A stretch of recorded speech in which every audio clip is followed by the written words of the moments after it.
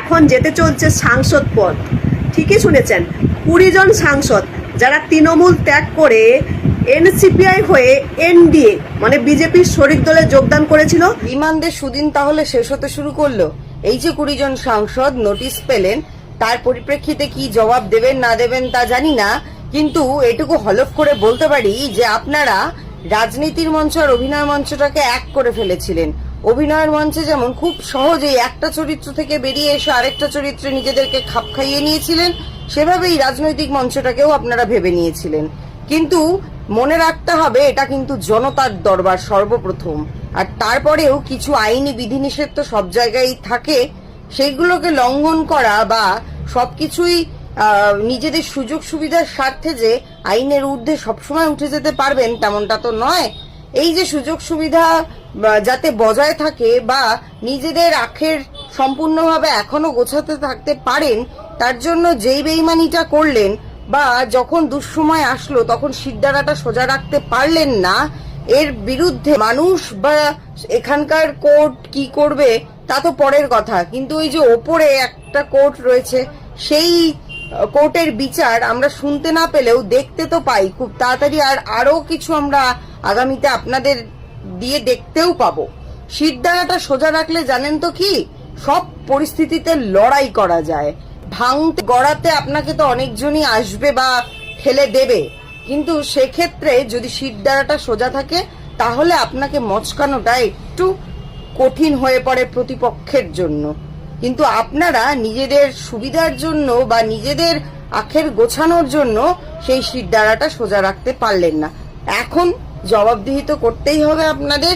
তার সাথে সাথে আগামীতে জনতার দরবারে যে কি জবাব দেবেন বা জনতা আপনাদেরকে কি জবাব দিচ্ছে, তার জন্য তো এখন থেকে মানসিক প্রস্তুতি আপনাদেরকে নিতেই হবে।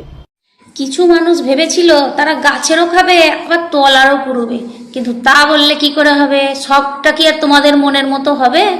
হ্যাঁ, সব কিছু যদি তোমাদের মনের মতন হবে তাহলে নিয়ম কানুনগুলো দেশের কি জন্য থাকবে? হ্যাঁ, বলছিলাম এই আমাদের জুন জুলাই আমাদের সায়নী রচুদির কথা, এবার তো সাংসদ পদ যেতে চলেছে। হ্যাঁ, মানে ওই 20 জন সাংসদ যারা ওই তৃণমূলে হেরে যাবার পর এনসিপিআই দল গঠন করে এনডিএতে যোগদান করেছিল, তাদের নামে তো এবার সুপ্রিম কোর্টে কেস উঠেছে। তৃণমূলের চিহ্ন নিয়ে তৃণমূলের হয়ে ভোটে দাঁড়িয়ে জিতে, আর যখন তৃণমূল হেরে গেল লাথি মেরে দিয়ে নতুন দল গঠন করবে, তা তো হবে না। কোর্ট তো বেইমানি মেনে নেবে না, তাই এবার তাদের নামে তো সুপ্রিম কোর্টে কেস উঠেছে। সাংসদ পদ মনে হয় চলে যাবে এবার। বলছি এত চেষ্টা করলো গো এরা, হ্যাঁ, সবকটা দিল্লিতে যে কত রকম অভিনয় করলো। আমাদের রচুদি তো আবার লাস্টে বলছিল আমাদের দাদুকে নাকি পুজো করা উচিত, এত ভালো ভালো কাজ করছে। বলছি এতদিন মনে থাকে না? হ্যাঁ, এতদিন একবারও মনে হয় না? সত্যি নিজেদের পিঠ বাঁচাবার জন্য এরা যে কি কি করতে পারে এদিকে দেখলে বোঝা যায়। গিরগিটিও লজ্জা পাবে এদের এই অভিনয় দেখে।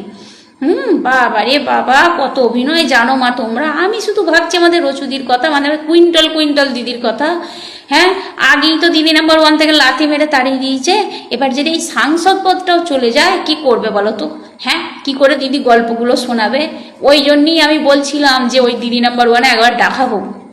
এতদিন তো উনি সবাইকার দুঃখের কাহিনীটা শুনেছে, এবার উনি কাহিনীটা বলবেন, আমরা শুনবো, কি হয় এবার দেখা যাক। সত্যি মায়েরি, হ্যাঁ, আপ্রাণ চেষ্টা করে গেল গো, কত চেষ্টা করলো আমাদের মানে নতুন সরকারের পায়ে তেল মাখিয়েছে দলের টিকে থাকার জন্য, কি করে পিঠটা বাঁচিয়ে আবার একবার ভালো মানে ঝেড়ে নিজের পকেটটা ভর্তি করতে। মানে আগের সরকারও ঝেড়েছে সে সবাই জানে, হ্যাঁ, এবার এই সরকারও এসেছিল ওই ঝাড়বে বলে, আচ্ছা করে পকেটটি ভর্তি করবে বলে। মানুষ তো বোকা নয়। হ্যাঁ, বাপরে বাপ, উনি নাকি আবার কাজ করতে পারছিলেন বলছিল না, এর আগের সরকারে নাকি ওনারা কিছু কাজ করতে পারেনি, তাই এই সরকারের দলে যোগদান করতে চাইছিল যাতে একটু ভালো করে কাজ করতে পারে, দেশের কাজ করতে পারে, রাজ্যের কাজ করতে পারে। বলছিলাম মাগো, তোমাদের আগে একটু মনে থাকেনি? এই তৃণমূল হেরে যাওয়ার আগে একবারও মনে পড়েনি তোমাদের একটু কাজ করতে হবে? হ্যাঁ, বেশি না, তোমাদের একটু পকেট থেকে এই গরিব যেগুলো ফুটপাতে বাস করে তাদেরও তো একটু খেতে দিতে পারতে, যারা গরিব অসহায় তাদেরও তো একটু হেল্প করতে পারতে। হ্যাঁ, বাপরে বাবরে বাবরে, সত্যি তোমরা যে একদম মানে অভিনয়টা যে সত্যি খুব ভালো পারো সে এবার সব বুঝে গেছে। অভিনয় ছাড়া তোমরা কিচ্ছু জানো না, তোমাদের কাছে অভিনয়ই সব কিছু। ঠিক আছে, যতই চেষ্টা করো এবারে মনে হচ্ছে সব গেল না, এবার কি করে খাবে সব দেখো। পৌঁছে গেল সুপ্রিম কোর্টের নোটিশ ওই গদ্দার 20 জন সাংসদের কাছে পৌঁছে গেল। গদ্দারি করা যে অত সোজা না, সুপ্রিম কোর্ট কালকে কিন্তু পরিষ্কার বুঝিয়ে দিল। এইভাবে গদ্দারি করা যাবে না। একজনের মুখ নিয়ে, একজনের চিহ্ন নিয়ে জিতে, এক দলের হয়ে জিতে রাতারাতি নিজেদের স্বার্থে আরেক দলে গিয়ে যোগ দেবেন, অত সোজা নয়। কাল সুপ্রিম কোর্ট একদম পরিষ্কার ভাবে বুঝিয়ে দিয়েছে। সুপ্রিম কোর্টের ভুতানি খেয়ে স্পিকারকেও এদের নোটিশ পাঠাতে বাধ্য হয়েছে। স্পিকারের নোটিশও এসেছে এই 20 জন বেঈমান সাংসদের কাছে। এবার জবাব দিতে হবে এদের।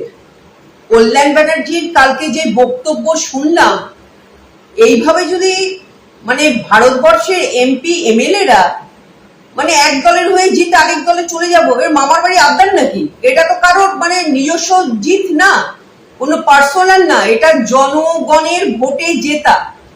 জনতা ভোট দিয়ে এদের জিতিয়ে সংসদে পাঠিয়েছে এই সাংসদদের।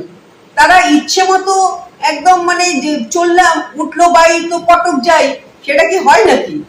একজন ওই বিজেপির চাণক্য সুটকেস ভর্তি টাকা নিয়ে ঘুরে বেড়াবেন, এক সুটকেস টাকা নিয়ে, আর তার যখন যেভাবে ইচ্ছে হবে এমপি এমএলএ কিনে নেবেন। আর ওই টাকাগুলো কিন্তু ওদের নিজের কারো নিজস্ব টাকা না, আমার আপনার সব ট্যাক্সের টাকা।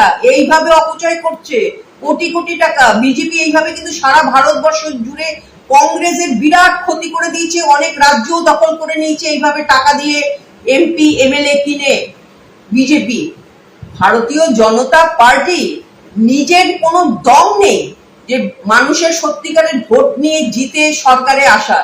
তারা সব সময় এই চালাকির রাজনীতি করছে যখন থেকে এরা ভারতবর্ষে এসেছে। খালি চালাকি করে করে টাকা দিয়ে, কোটি কোটি টাকা দিয়ে এমপি এমএলএ কিনে নিচ্ছে। সুপ্রিম কোর্টের কল্যাণ ব্যানার্জির যেই কথা আমি শুনেছি কালকে, সুপ্রিম কোর্ট কিন্তু অত সহজে এই ব্যাপারগুলো নিচ্ছেন না, অত সোজা নয়।